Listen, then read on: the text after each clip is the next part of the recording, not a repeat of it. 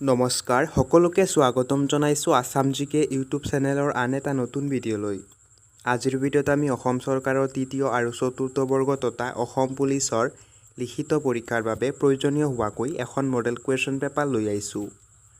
আজিৰ এই model question পেপাৰখনত মুঠ 60টা কুৱেশ্যন থাকিব আৰু 60টা কুৱেশ্যনৰ ভিতৰত আপোনালোকে কিমানটা প্ৰশ্ন শুদ্ধ কৰিলে কমেণ্ট বক্সত জনাব।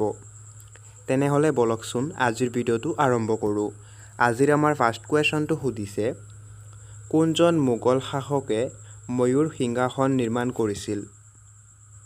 ইয়াৰ শুদ্ধ উত্তৰটো হৈছে অপশ্যন বি, শ্বাহজাহান। শ্বাহজাহানে ময়ূৰ সিংহাসন নিৰ্মাণ কৰিছিল। নেক্সট কুৱেশ্যন, ভাৰতৰ সংবিধান সভাৰ প্ৰথম সভাপতি কোন আছিল? তলত দিয়া অপশ্যন কেইটাৰ ভিতৰত ইয়াৰ শুদ্ধ উত্তৰটো হৈছে option D, doctor Sachidananda Sinha. Doctor Sachidananda Sinha হৈছে ভাৰতৰ সংবিধানৰ প্ৰথম সভাপতি। নেক্সট কুৱেশ্যন, গুৱাহাটী বিশ্ববিদ্যালয়ৰ প্ৰথমজন উপাচাৰ্য কোন আছিল? তলত দিয়া অপশ্যন কেইটাৰ ভিতৰত ইয়াৰ শুদ্ধ উত্তৰটো হৈছে অপশ্যন চি, কৃষ্ণকান্ত সন্দিকৈ। গুৱাহাটী বিশ্ববিদ্যালয়ৰ প্ৰথম উপাচাৰ্য আছিল কৃষ্ণকান্ত সন্দিকৈ। নেক্সট কুৱেশ্যন, পৃথিৱীৰ সৰ্বাধিক ভূমিকম্প হোৱা দেশখনৰ নাম কি? তলত দিয়া অপশ্যন কেইটাৰ ভিতৰত ইয়াৰ শুদ্ধ উত্তৰটো হৈছে অপশ্যন এ, জাপান। পৃথিৱীৰ সৰ্বাধিক ভূমিকম্প হোৱা দেশখনৰ নাম হৈছে জাপান। নেক্সট কুৱেশ্যনটো সুধিছে, প্ৰথম ভাৰতীয় চলচ্চিত্ৰ পৰিচালক কোন আছিল? তলত দিয়া অপশ্যন কেইটাৰ ভিতৰত ইয়াৰ শুদ্ধ উত্তৰটো হৈছে অপশ্যন ডি, দাদা চাহেব ফাল্কে। প্ৰথম ভাৰতীয় চলচ্চিত্ৰ পৰিচালক আছিল দাদা চাহেব ফাল্কে। নেক্সট কুৱেশ্যন, অসমৰ প্ৰথমটো গুৰুদ্বাৰৰ নাম কি? তলত দিয়া অপশ্যন কেইটাৰ ভিতৰত ইয়াৰ শুদ্ধ উত্তৰটো হৈছে অপশ্যন ডি, শ্ৰী গুৰু টেগ বাহাদুৰ চাহিব। নেক্সট কুৱেশ্যনটো সুধিছে, অসমৰ প্ৰথমটো গুৰুদ্বাৰ ক'ত অৱস্থিত? তলত দিয়া অপশ্যন কেইটাৰ ভিতৰত ইয়াৰ শুদ্ধ উত্তৰটো হৈছে অপশ্যন বি, ধুবুৰী। অসমৰ প্ৰথমটো গুৰুদ্বাৰ ধুবুৰীত অৱস্থিত। নেক্সট কুৱেশ্যন, মাউণ্ট এভাৰেষ্ট আৰোহণ কৰা প্ৰথমজন অসমীয়া কোন আছিল? তলত দিয়া অপশ্যন কেইটাৰ ভিতৰত ইয়াৰ শুদ্ধ উত্তৰটো হৈছে অপশ্যন বি, তৰুণ শইকীয়া। মাউণ্ট এভাৰেষ্ট আৰোহণ কৰা প্ৰথম অসমীয়া ব্যক্তি হৈছে তৰুণ শইকীয়া। নেক্সট কুৱেশ্যন, পৃথিৱীৰ আটাইতকৈ কম বসতিপূৰ্ণ নদী দ্বীপটোৰ নাম কি? তলত দিয়া অপশ্যন কেইটাৰ ভিতৰত ইয়াৰ শুদ্ধ উত্তৰটো হৈছে অপশ্যন এ, ময়ূৰদ্বীপ উমানন্দ। নেক্সট কুৱেশ্যনটো সুধিছে, অসমৰ সৰ্বোচ্চ জলপ্ৰপাতটোৰ নাম কি? তলত দিয়া অপশ্যন কেইটাৰ ভিতৰত ইয়াৰ শুদ্ধ উত্তৰটো হৈছে অপশ্যন এ, আকাশীগংগা। অসমৰ সৰ্বোচ্চ জলপ্ৰপাতটোৰ নাম হৈছে আকাশীগংগা। নেক্সট কুৱেশ্যনটো সুধিছে, অসমৰ আটাইতকৈ ডাঙৰ হ্ৰদটোৰ নাম কি? তলত দিয়া অপশ্যন কেইটাৰ ভিতৰত ইয়াৰ শুদ্ধ উত্তৰটো হৈছে অপশ্যন ডি, সোণবিল হ্ৰদ। নেক্সট কুৱেশ্যনটো সুধিছে, অসমৰ আটাইতকৈ ডাঙৰ পুখুৰীটোৰ নাম কি? তলত দিয়া অপশ্যন কেইটাৰ ভিতৰত ইয়াৰ শুদ্ধ উত্তৰটো হৈছে অপশ্যন চি, জয়সাগৰ পুখুৰী। অসমৰ আটাইতকৈ ডাঙৰ পুখুৰীটোৰ নাম হৈছে জয়সাগৰ পুখুৰী। নেক্সট কুৱেশ্যন, নাবাৰ্ডৰ মুখ্য কাৰ্যালয় কোনখন চহৰত অৱস্থিত? তলত দিয়া অপশ্যন কেইটাৰ ভিতৰত ইয়াৰ শুদ্ধ উত্তৰটো হৈছে অপশ্যন বি, মুম্বাই। নাবাৰ্ডৰ মুখ্য কাৰ্যালয় মুম্বাই চহৰত অৱস্থিত। নেক্সট কুৱেশ্যন, ভাৰতৰ আটাইতকৈ পুৰণি চহৰখনৰ নাম কি? তলত দিয়া অপশ্যন কেইটাৰ ভিতৰত ইয়াৰ শুদ্ধ উত্তৰটো হৈছে অপশ্যন বি, বাৰাণসী। ভাৰতৰ আটাইতকৈ পুৰণি চহৰখনৰ নাম হৈছে বাৰাণসী চহৰ। নেক্সট কুৱেশ্যনটো সুধিছে, ক্ষেত্ৰফল অনুসৰি ভাৰতৰ দ্বিতীয় বৃহত্তম ৰাজ্য কোনখন? তলত দিয়া অপশ্যন কেইটাৰ ভিতৰত ইয়াৰ শুদ্ধ উত্তৰটো হৈছে অপশ্যন ডি, মধ্যপ্ৰদেশ। ক্ষেত্ৰফল অনুসৰি ভাৰতৰ দ্বিতীয় বৃহত্তম ৰাজ্যখন হৈছে মধ্যপ্ৰদেশ। নেক্সট কুৱেশ্যন, নায়াগ্ৰা জলপ্ৰপাত ক'ত অৱস্থিত?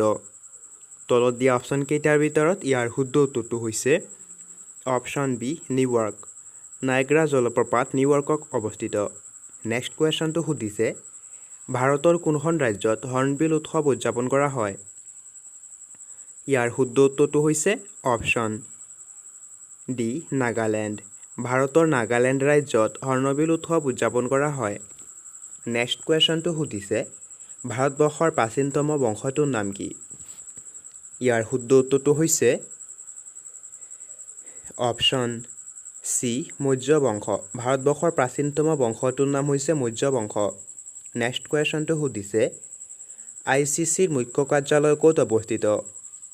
তলত দিয়া অপশ্যন কেইটাৰ ভিতৰত ইয়াৰ শুদ্ধ উত্তৰটো হৈছে অপশ্যন বি ডুবাই। ICCৰ মুখ্য কাৰ্যালয় ডুবাইত অৱস্থিত। নেক্সট কুৱেশ্যনটো সুধিছে দাদা চাহেব ফাল্কে বঁটা প্ৰাপ্ত প্ৰথম ব্যক্তি কোন আছিল? তলত দিয়া অপশ্যন কেইটাৰ ভিতৰত ইয়াৰ শুদ্ধ উত্তৰটো হৈছে অপশ্যন ডি দেৱিকা ৰাণী। দাদা চাহেব ফাল্কে বঁটা প্ৰাপ্ত প্ৰথম ব্যক্তিজন আছিল দেৱিকা ৰাণী। নেক্সট কুৱেশ্যন ডক্টৰ ভূপেন হাজৰিকাই 2012 চনত মৰণোত্তৰ বাবে লাভ কৰা ভাৰতৰ শ্ৰেষ্ঠ সন্মানটো কি? তলত দিয়া অপশ্যন কেইটাৰ ভিতৰত ইয়াৰ শুদ্ধ উত্তৰটো হৈছে option A Padma Vibhushan. Doctor Bhupen হাজৰিকাই 2012 চনত মৰণোত্তৰৰ বাবে লাভ কৰা ভাৰতৰ শ্ৰেষ্ঠ সন্মানটো হৈছে পদ্মবিভূষণ বঁটা। নেক্সট কুৱেশ্যন ইণ্ডিয়া গেট কোনখন চহৰত অৱস্থিত? তলত দিয়া অপশ্যন কেইটাৰ ভিতৰত ইয়াৰ শুদ্ধ উত্তৰটো হৈছে অপশ্যন এ নতুন দিল্লী। ইণ্ডিয়া গেট ভাৰতৰ নতুন দিল্লীত অৱস্থিত। নেক্সট কুৱেশ্যনটো সুধিছে গেটৱে অফ ইণ্ডিয়া ভাৰতৰ কোনখন চহৰত অৱস্থিত? তলত দিয়া অপশ্যন কেইটাৰ ভিতৰত ইয়াৰ শুদ্ধ উত্তৰটো হৈছে option B Mumbai. Gateway of India ভাৰতৰ মুম্বাইত অৱস্থিত। নেক্সট কুৱেশ্যনটো সুধিছে ভাৰতৰ লৌহ পুৰুষ নামেৰে জনাজাত ব্যক্তিগৰাকী কোন? তলত দিয়া অপশ্যন কেইটাৰ ভিতৰত ইয়াৰ শুদ্ধ উত্তৰটো হৈছে অপশ্যন ডি চৰ্দাৰ বল্লভভাই পেটেল। ভাৰতৰ লৌহ পুৰুষ নামেৰে চৰ্দাৰ বল্লভভাই পেটেলক কোৱা হয়। নেক্সট কুৱেশ্যন নাগাৰ্জুন সাগৰ বান্ধ কোনখন নদীত অৱস্থিত? তলত দিয়া অপশ্যন কেইটাৰ ভিতৰত ইয়াৰ শুদ্ধ উত্তৰটো হৈছে অপশ্যন চি কৃষ্ণা নদী। নাগাৰ্জুন সাগৰ বান্ধ কৃষ্ণা নদীৰ ওপৰত অৱস্থিত। নেক্সট কুৱেশ্যন মৰণোত্তৰৰ বাবে ভাৰত ৰত্ন বঁটা লাভ কৰা প্ৰথম ব্যক্তি কোন আছিল? তলত দিয়া অপশ্যন কেইটাৰ ভিতৰত ইয়াৰ শুদ্ধ উত্তৰটো হৈছে অপশ্যন এ লাল বাহাদুৰ শাস্ত্ৰী। মৰণোত্তৰৰ বাবে ভাৰত ৰত্ন বঁটা লাভ কৰা ব্যক্তিগৰাকী হৈছে লাল বাহাদুৰ শাস্ত্ৰী। নেক্সট কুৱেশ্যনটো সুধিছে ভাৰত ৰত্ন বঁটা লাভ কৰা প্ৰথমগৰাকী ভাৰতীয় মহিলা কোন আছিল?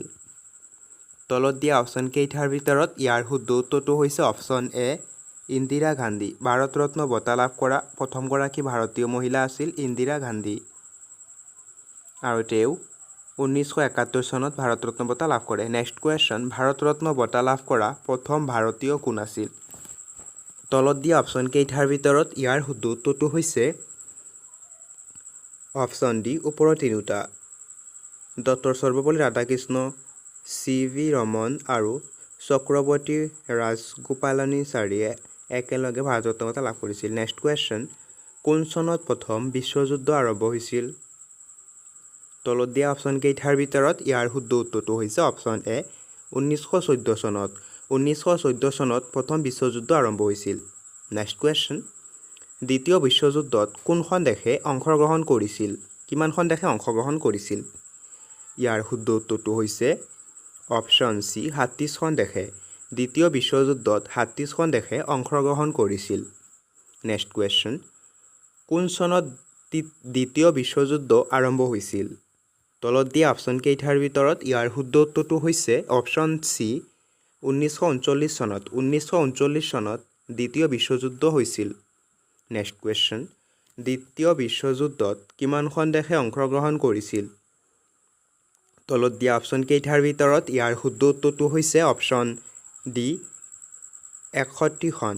দ্বিতীয় বিশ্বযুদ্ধত 61খন দেশে অংশগ্ৰহণ কৰিছিল। নেক্সট কুৱেশ্যন ময়ূৰ সিংহাসনত বহা শেষৰজন মোগল শাসক কোন আছিল? তলত দিয়া অপশ্যন কেইটাৰ ভিতৰত ইয়াৰ শুদ্ধ উত্তৰটো হৈছে অপশ্যন ডি মহম্মদ শ্বাহ। মোগল ময়ূৰ সিংহাসনত বহা শেষৰজন মোগল শাসক আছিল মহম্মদ শ্বাহ। নেক্সট কুৱেশ্যন বাংলাদেশত প্ৰৱেশ কৰাৰ পিছত কোনখন নদীক পদ্মা নদী বুলি কোৱা হয়? তলত দিয়া অপশ্যন কেইটাৰ ভিতৰত ইয়াৰ শুদ্ধ উত্তৰটো হৈছে অপশ্যন বি গংগা নদীক। গংগা নদীক বাংলাদেশত প্ৰৱেশ কৰাৰ পিছত পদ্মা নদী বুলি কোৱা হয়। নেক্সট কুৱেশ্যন টকিঅ' অলিম্পিকত 2020ত ভাৰতে মুঠ কিমানটা পদক লাভ কৰিছে? তলত দিয়া অপশ্যন কেইটাৰ ভিতৰত ইয়াৰ শুদ্ধ উত্তৰটো হৈছে অপশ্যন ডি 19টা। টকিঅ' অলিম্পিকত ভাৰতে মুঠ 19টা পদক লাভ কৰিছে। নেক্সট কুৱেশ্যনটো সুধিছে অসমৰ প্ৰথম বাতৰি কাকত অৰুণোদয় কোন চনত প্ৰকাশিত হৈছিল? তলত দিয়া অপশ্যন কেইটাৰ ভিতৰত ইয়াৰ শুদ্ধ উত্তৰটো হৈছে অপশ্যন চি 1844 চনত। 1844 চনত অৰুণোদয় কাকতখন প্ৰকাশিত হৈছিল। নেক্সট কুৱেশ্যন উত্তৰ পূব সীমান্ত ৰেলৱেৰ মুখ্য কাৰ্যালয় ক'ত অৱস্থিত? তলত দিয়া অপশ্যন কেইটাৰ ভিতৰত ইয়াৰ শুদ্ধ উত্তৰটো হৈছে অপশ্যন বি মালিগাঁও। উত্তৰ পূব সীমান্ত ৰেলৱেৰ মুখ্য কাৰ্যালয় গুৱাহাটীৰ মালিগাঁৱত অৱস্থিত।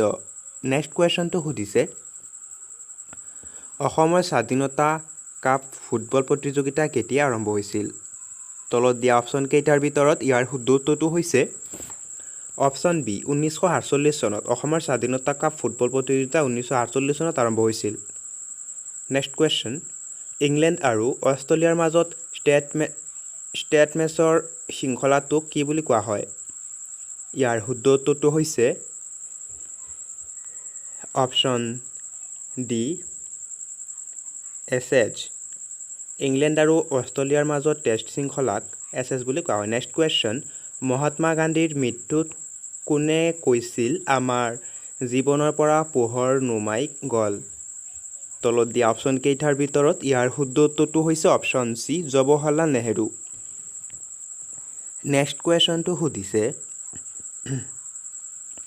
নাম্বৰ বন্যপ্ৰাণী অভয়াৰণ্য অসমৰ কোনখন জিলাত অৱস্থিত? তলত দিয়া অপশ্যন কেইটাৰ ভিতৰত ইয়াৰ শুদ্ধ উত্তৰটো হৈছে option D Karbi Anglong. Number বন্যপ্ৰাণী অভয়াৰণ্য অসমৰ কাৰ্বি আংলং জিলাত অৱস্থিত। নেক্সট কুৱেশ্যন ৰায়মনা ৰাষ্ট্ৰীয় উদ্যান ভাৰতৰ কোনখন ৰাজ্যত অৱস্থিত? তলত দিয়া অপশ্যন কেইটাৰ ভিতৰত ইয়াৰ শুদ্ধ উত্তৰটো হৈছে অপশ্যন বি অসম। ৰায়মনা ৰাষ্ট্ৰীয় উদ্যান ভাৰতৰ অসম ৰাজ্যত অৱস্থিত। নেক্সট কুৱেশ্যনটো সুধিছে অসম সাহিত্য সভাই প্ৰকাশ কৰা প্ৰথম অসমীয়া অভিধানখনৰ নাম কি? তলত দিয়া অপশ্যন কেইটাৰ ভিতৰত ইয়াৰ শুদ্ধ উত্তৰটো হৈছে অপশ্যন বি চন্দ্ৰকান্ত অভিধান। অসম সাহিত্য সভাই প্ৰকাশ কৰা প্ৰথম অসমীয়া অভিধানখনৰ নাম হৈছে চন্দ্ৰকান্ত অভিধান। নেক্সট কুৱেশ্যন আজাদ হিন্দ ফৌজ কোনে প্ৰতিষ্ঠা কৰিছিল? তলত দিয়া অপশ্যন কেইটাৰ ভিতৰত ইয়াৰ শুদ্ধ উত্তৰটো হৈছে অপশ্যন বি সুভাষ চন্দ্ৰ বসু। আজাদ হিন্দ ফৌজ সুভাষ চন্দ্ৰ বসুৱে প্ৰতিষ্ঠা কৰিছিল। নেক্সট কুৱেশ্যন তাজমহল নিৰ্মাণ কৰিবলৈ কিমান সময় লাগিছিল? তলত দিয়া অপশ্যন কেইটাৰ ভিতৰত ইয়াৰ শুদ্ধ উত্তৰটো হৈছে অপশ্যন বি 22 বছৰ। তাজমহল নিৰ্মাণ কৰিবলৈ 22 বছৰ সময় লাগিছিল। নেক্সট কুৱেশ্যনটো সুধিছে চৰক সংহিতা কিতাপখন কোনটো বিষয়ৰ সৈতে সম্পৰ্কিত? তলত দিয়া অপশ্যন কেইটাৰ ভিতৰত ইয়াৰ শুদ্ধ উত্তৰটো হৈছে অপশ্যন চি চিকিৎসা। চৰক সংহিতা কিতাপখন চিকিৎসা বিষয়ৰ সৈতে সম্পৰ্কিত। নেক্সট কুৱেশ্যনটো সুধিছে হাপামহল ক'ত অৱস্থিত? তলত দিয়া অপশ্যন কেইটাৰ ভিতৰত ইয়াৰ শুদ্ধ উত্তৰটো হৈছে অপশ্যন বি জয়পুৰ। হাপামহল জয়পুৰত অৱস্থিত। নেক্সট কুৱেশ্যনটো সুধিছে ভাৰতৰ আটাইতকৈ পবিত্ৰ নদীটোৰ নাম কি? তলত দিয়া অপশ্যন কেইটাৰ ভিতৰত ইয়াৰ শুদ্ধ উত্তৰটো হৈছে অপশ্যন বি গংগা নদী। ভাৰতৰ আটাইতকৈ পবিত্ৰ নদীটোৰ নাম হৈছে গংগা নদী। Next question bank of Hindustan কেতিয়া প্ৰতিষ্ঠা কৰা হৈছিল? তলত দিয়া অপশ্যন কেইটাৰ ভিতৰত ইয়াৰ শুদ্ধ উত্তৰটো হৈছে অপশ্যন ডি 1770 চনত। বেংক অফ হিন্দুস্তান 1770 চনত প্ৰতিষ্ঠা কৰা হৈছিল। নেক্সট কুৱেশ্যন পৃথিৱীৰ নিচেই ওচৰত থকা বায়ুমণ্ডলৰ তৰপটো কি? তলত দিয়া অপশ্যন কেইটাৰ ভিতৰত ইয়াৰ শুদ্ধ উত্তৰটো হৈছে অপশ্যন এ ট্ৰপোস্ফিয়াৰ। পৃথিৱীৰ নিচেই ওচৰত থকা বায়ুমণ্ডলৰ তৰপটো হৈছে ট্ৰপোস্ফিয়াৰ। নেক্সট কুৱেশ্যন সৌৰজগত কোনে আৱিষ্কাৰ কৰিছিল?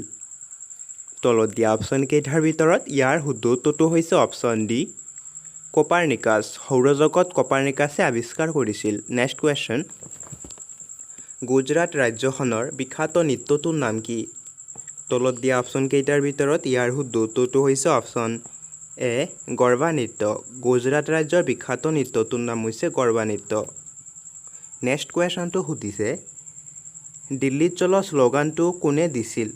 তলত দিয়া অপশ্যন কেইটাৰ ভিতৰত ইয়াৰ শুদ্ধ উত্তৰটো হৈছে অপশ্যন ডি সুভাষ চন্দ্ৰ বসু দিল্লীত চলা শ্লোগানটো সুভাষ চন্দ্ৰ বসুৱে দিছিল নেক্সট কুৱেশ্যন বৈদ্যুতিক বাল্বৰ ফিলামেণ্ট কোনটো ধাতুৰে নিৰ্মিত তলত দিয়া অপশ্যন কেইটাৰ ভিতৰত ইয়াৰ শুদ্ধ উত্তৰটো হৈছে অপশ্যন ডি টাংষ্টেন ধাতুৰে বিদ্যুৎ বাল্বৰ ফিলামেণ্ট নিৰ্মিত নেক্সট কুৱেশ্যন আগ্ৰা চহৰখন কোনখন নদীৰ পাৰত অৱস্থিত তলত দিয়া অপশ্যন কেইটাৰ ভিতৰত ইয়াৰ শুদ্ধ উত্তৰটো হৈছে অপশ্যন এ যমুনা নদী আগ্ৰা চহৰখন যমুনা নদীৰ পাৰত অৱস্থিত নেক্সট কুৱেশ্যন মানৱ শৰীৰৰ স্বাভাৱিক উষ্ণতা কিমান তলত দিয়া অপশ্যন কেইটাৰ ভিতৰত ইয়াৰ শুদ্ধ উত্তৰটো হৈছে অপশ্যন চি 98.6 ফাৰেনহাইট নেক্সট কুৱেশ্যনটো সুধিছে কোনো এখন ৰাজ্যৰ ৰাজ্যপালক কোনে নিযুক্তি দিয়ে তলত দিয়া অপশ্যন কেইটাৰ ভিতৰত ইয়াৰ শুদ্ধ উত্তৰটো হৈছে অপশ্যন বি ৰাষ্ট্ৰপতি কোনো এখন ৰাজ্যৰ ৰাজ্যপালক ৰাষ্ট্ৰপতিয়ে নিযুক্তি দিয়ে নেক্সট কুৱেশ্যন বুধ গ্ৰহৰ সূৰ্যৰ চাৰিওফালে এপাহ ঘূৰিবলৈ কিমান দিন সময় লয় তলত দিয়া অপশ্যন কেইটাৰ ভিতৰত ইয়াৰ শুদ্ধ উত্তৰটো হৈছে অপশ্যন এ 88 দিন বুধ গ্ৰহৰ সূৰ্যৰ চাৰিওফালে এপাহ ঘূৰিবলৈ 88 দিন সময় লয় নেক্সট কুৱেশ্যনটো সুধিছে বিশ্ব স্বাস্থ্য সংস্থাই ভাৰতক কেতিয়া পলিঅ'মুক্ত হিচাপে ঘোষণা কৰিছিল তলত দিয়া অপশ্যন কেইটাৰ ভিতৰত ইয়াৰ শুদ্ধ উত্তৰটো হৈছে অপশ্যন বি অপশ্যন এ 2014 চনত বিশ্ব স্বাস্থ্য সংস্থাই ভাৰতক পলিঅ'মুক্ত হিচাপে 2014 চনত ঘোষণা কৰে নেক্সট কুৱেশ্যন ঈশ্বৰচন্দ্ৰ বিদ্যাসাগৰৰ দ্বাৰা কলিকতাত স্থাপন কৰা মহাবিদ্যালয়খনৰ নাম কি তলত দিয়া অপশ্যন কেইটাৰ ভিতৰত ইয়াৰ শুদ্ধ উত্তৰটো হৈছে option B Vidyasagar college Ishwarchandra বিদ্যাসাগৰৰ দ্বাৰা কলিকতাত প্ৰতিষ্ঠা কৰা মহাবিদ্যালয়খনৰ নাম হৈছে বিদ্যাসাগৰ কলেজ